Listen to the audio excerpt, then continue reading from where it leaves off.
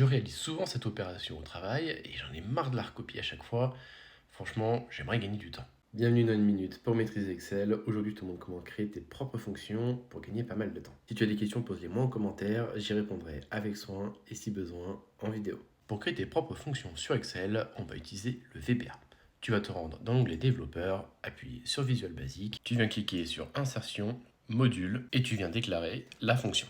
Ici, moi je l'ai appelé perso et j'ai deux paramètres. Tu peux aussi bien ne mettre aucun paramètre qu'en mettre autant que tu veux. Les paramètres seront à définir dans la formule sur Excel et ils te permettent de faire le calcul comme décrit ici. Tu retournes sur ta feuille Excel et comme moi j'ai appelé ma fonction perso, j'ai juste à écrire égal perso. Excel reconnaît ma fonction et je n'ai plus qu'à rentrer ici mes arguments. Comme dans cet exemple, j'en ai mis deux. Ici, j'en sélectionne deux, comme pour une fonction classique.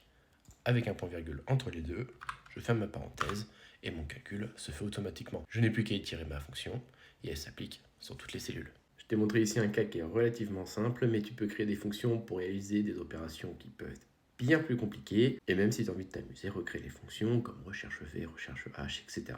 Les fonctions ne sont pas utiles que pour gagner du temps sur ton travail sur Excel, mais peuvent te permettre aussi d'avoir des tableaux beaucoup plus épurés. Effectivement, si tu as des fonctions sur Excel qui te permettent de faire certaines actions et tu vas devoir avoir beaucoup de colonnes pour arriver là où tu en veux ou écrire des formules qui sont très longues, écrire une fonction peut te permettre de réaliser tout ça sur une seule colonne et avec une simple formule. Voilà, si tu as aimé les vidéos, je te laisse liker. Si tu as des questions, n'hésite pas à me les poser en commentaire. J'y répondrai avec son et si besoin en vidéo, encore une fois. Sur ce, moi je te laisse t'abonner et je te dis à demain.